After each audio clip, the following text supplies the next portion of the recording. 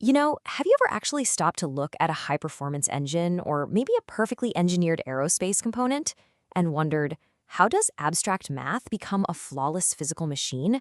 I mean, how do we take theoretical numbers on a page and turn them into something so beautifully precise that a deviation of just a thousandth of an inch could mean total failure?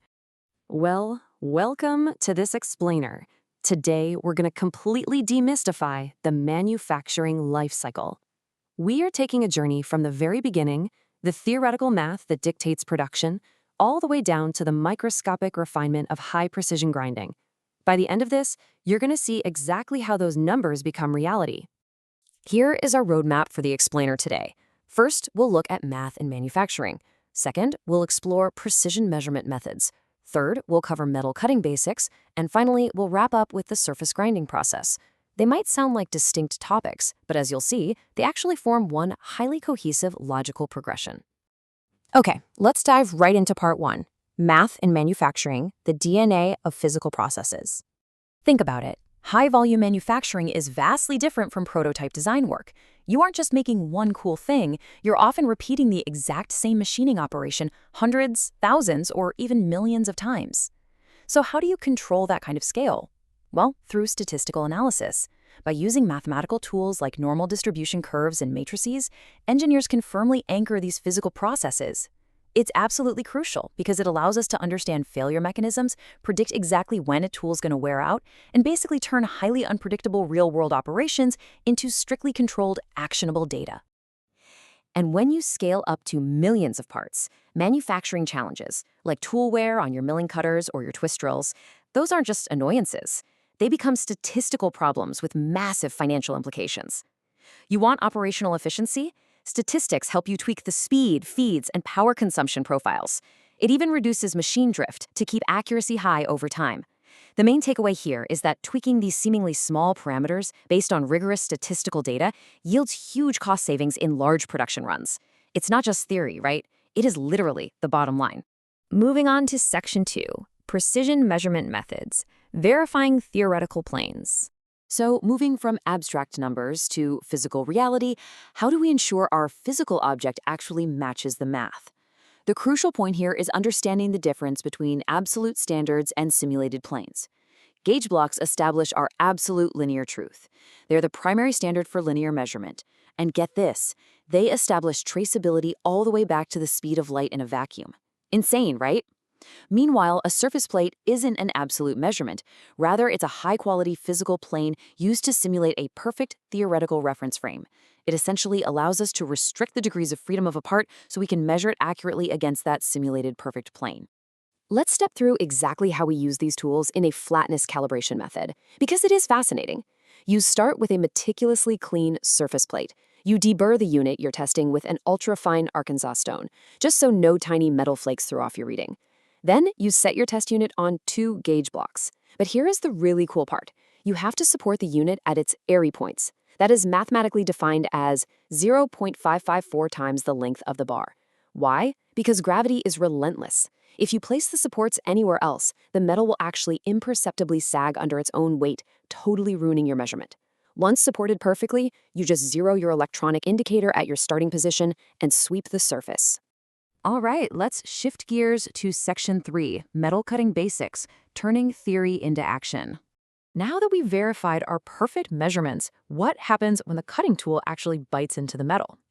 This is where theory turns into violent physical action, and what's super interesting here is the actual material behavior.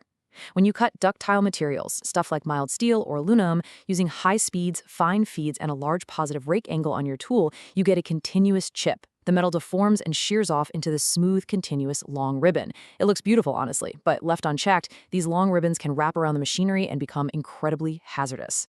Now, contrast that with discontinuous chips, which break apart into small, distinct chunks.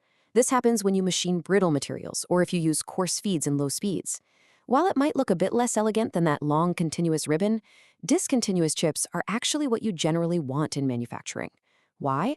Because they're far less dangerous to the operator, they don't tangle up in the machine tool, and they are so much easier to dispose of after the cut is finished. The type of chip we get is also dictated by the angle of the cut. Framing orthogonal versus oblique cutting as a deliberate engineering choice reveals some really specific pros and cons. In orthogonal cutting, the cutting edge is perfectly perpendicular to the tool travel.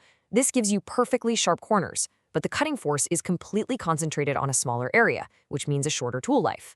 In oblique cutting, the edge is inclined at an angle. The chip flows sideways in a long curl, producing a chamfer, but that cutting force acts over a much larger area, which significantly extends the life of the tool. It's all a trade-off. And finally, we arrive at Section 4, the surface grinding process, ultimate refinement. We are transitioning now from rough metal cutting down into the microscopic refinement phase. This is where we achieve those flawless mathematical dimensions, the abrasive grinding process. Grinding forces thousands of tiny abrasive particles to shave away fractions of a millimeter of material. For components like camshafts that need perfect symmetry, we use cylindrical grinding, which requires 4 perfectly synchronized movements. First, the cylindrical workpiece rotates about its own axis. Second, the grinding wheel itself rotates. Third, we have the longitudinal feed moving the work back and forth past the wheel. And fourth, the cross-feed movement, where the wheel pushes incrementally deeper to provide the depth of cut. It is a highly coordinated, beautiful mechanical dance. We can see how this fundamental grinding concept adapts to different geometries. A cylindrical grinder holds a spinning shaft between centers, relying on a central axis of rotation to shape rotating parts. Contrast that with a rotary table surface grinder, which uses a magnetic chuck to hold flat pieces while a horizontal wheel sweeps across, creating that ultra-smooth, perfectly flat finish we talked about earlier when we were looking at surface plates. And this brings our entire journey full circle. Grinding doesn't just change the size of the metal, it defines the component's surface integrity, fundamentally altering its structural properties. The heat, the stress, the shearing of those microscopic abrasive grains, it all affects the subsurface structure, the grain boundaries, and the hardness. So our mathematical model from the very beginning must actually account for this newly established surface integrity to ensure the part won't fail under real-world loads. We've seen how abstract statistics guide massive machines to create perfect surfaces. But manufacturing is constantly evolving, right? We are now entering an era of micro-machining, producing highly functional mechanical devices on silicon, where we use geometries that completely challenge our traditional scaling parameters. So I want to leave you with this thought. As components scale down to the microscopic level, how will micromachining redefine our mathematical limits of precision?